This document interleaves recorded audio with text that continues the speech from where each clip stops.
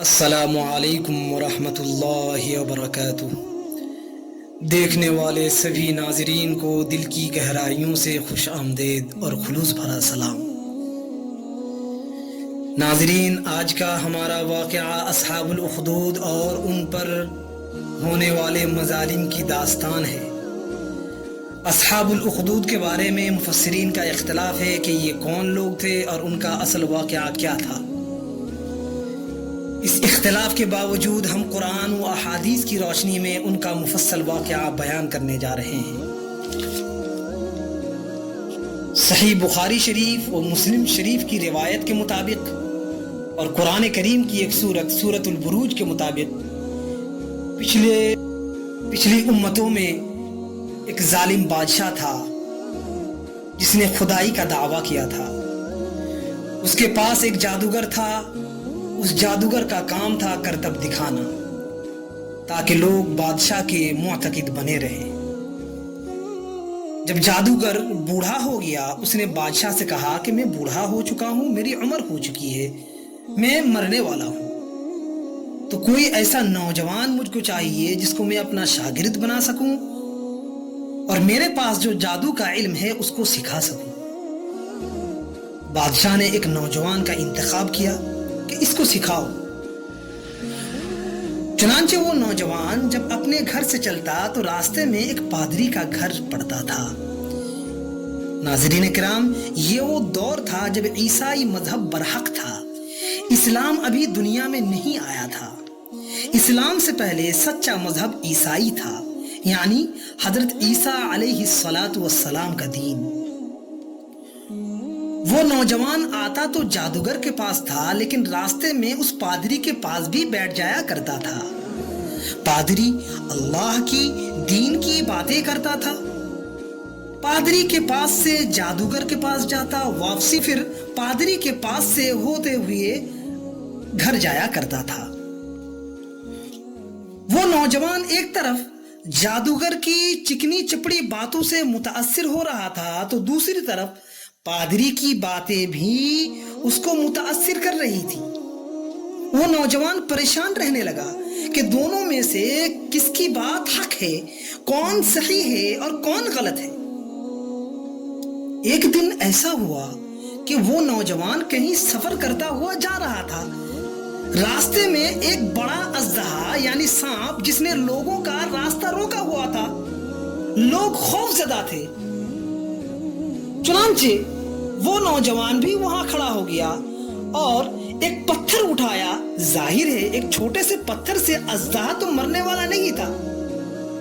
اس نے پتھر اٹھا کر اللہ سے دعا مانگی کہ یا اللہ، میں کنفیوز ہوں کہ راہب کا دین سچا ہے یا جادوگر کا دین سچا ہے۔ اگر راہب یعنی پادری کا دین سچا ہے تو اس پتھر سے اس اژدہے کو تو مار دے، ہلاک کر۔ یہ کہہ کر اس نوجوان نے اژدہے پر مارا اور وہ اژدہا ہلاک ہو گیا۔ چنانچہ وہ نوجوان کلمہ پڑھ کر ایمان میں داخل ہو گیا، اسلام قبول کر لیا اور عبادت میں لگ گیا، اور اس حد تک عبادت میں مگن ہو گیا کہ اس کے ہاتھ سے کرامتیں ظاہر ہونے لگی۔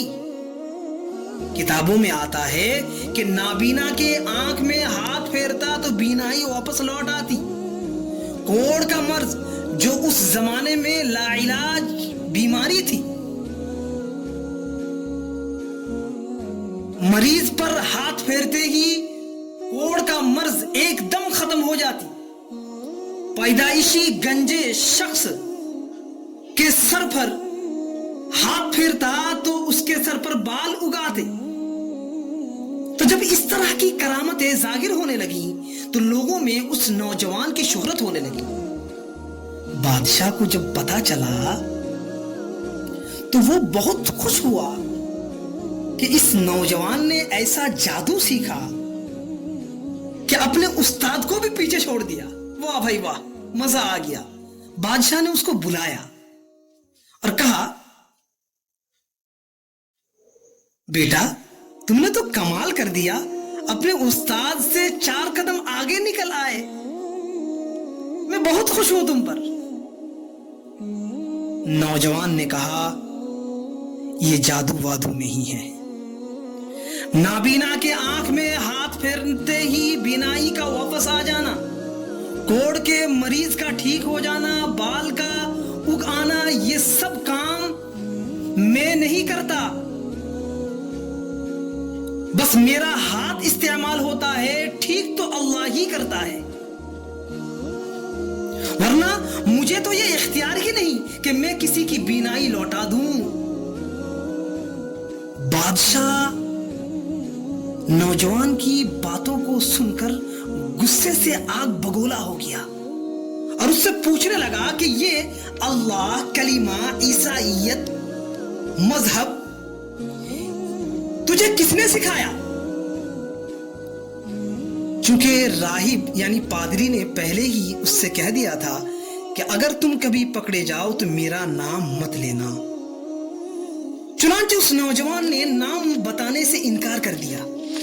लेकिन उसको इतना टॉर्चर किया गया और इतनी जिस्मानी अजियत दी गई कि वो नाम बताने पर मजबूर हो गया। फिर उस जालिम बादशाह ने राहिब को पकड़कर उसकी गर्दन उड़ा दी, मार दिया, शहीद कर दिया गया। अल्लाह अकबर।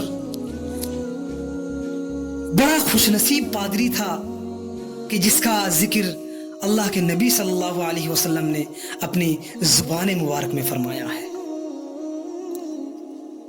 और उस नौजवान के बारे में यह फैसला सुनाया कि इसको पहाड़ के ऊपर ले जाओ और नीचे खाई दिखाओ ताकि ये डर जाए, और इससे कहो कि ये दीन हक यानी ईसाईयत छोड़ दे, नहीं छोड़ता तो तुम लोग इसे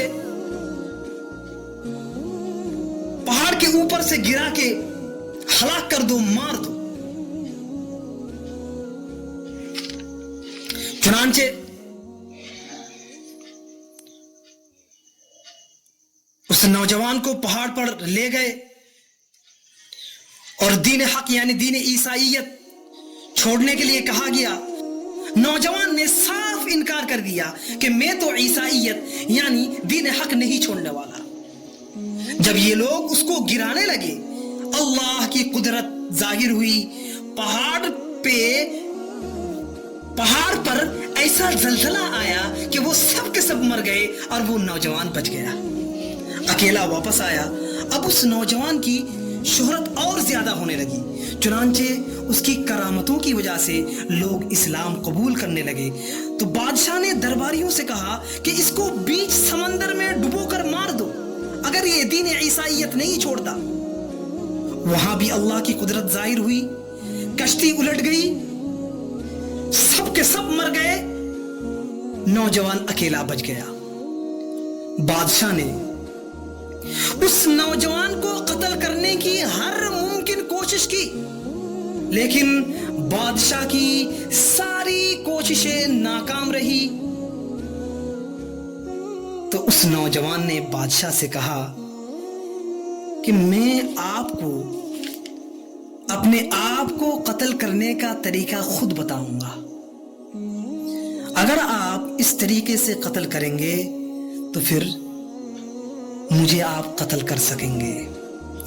वो तरीका ये है, मुझे जम्मे गफीर यानी पूरे शहर के लोगों के सामने अल्लाह का नाम लेकर तीर मारना तो मैं मर जाऊंगा।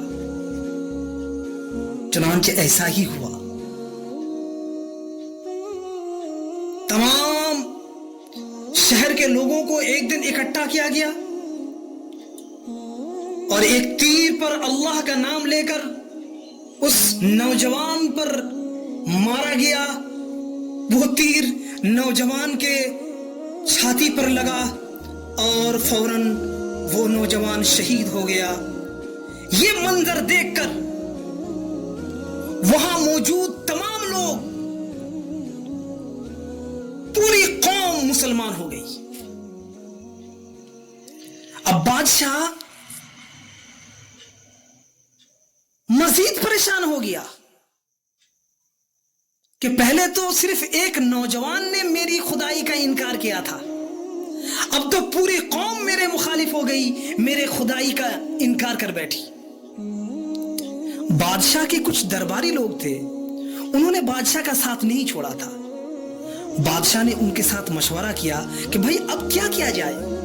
سب نے کہا کہ پورے شہر میں خندقیں کھود کر اس میں آگ جلایا جائے، پھر جو لوگ آپ کو خدا نہ مانے یعنی دین حق یعنی عیسائیت نہ چھوڑے اس کو آگ میں ڈال دیا جائے۔ چنانچہ ایسا ہی کیا گیا۔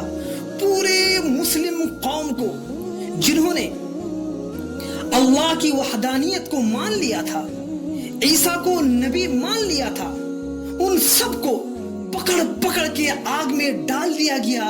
اللہ اکبر! ان لوگوں کی ایمان بھی کتنا مضبوط ہو گیا تھا کہ ان لوگوں نے آگ میں اپنے آپ کو جھونکنے کے لیے تیار ہو گئے، لیکن ایمان چھوڑنا ان لوگوں کو بالکل گوارا نہیں تھا۔ چنانچہ پوری قوم کو آگ میں ڈال دیا گیا۔ حدیث میں آتا ہے کہ اس موقع پر ایک عورت کو لایا گیا جس کی گود میں ایک دودھ پیتا بچہ تھا، تو وہ عورت بچے کی وجہ سے ہچکچا رہی تھی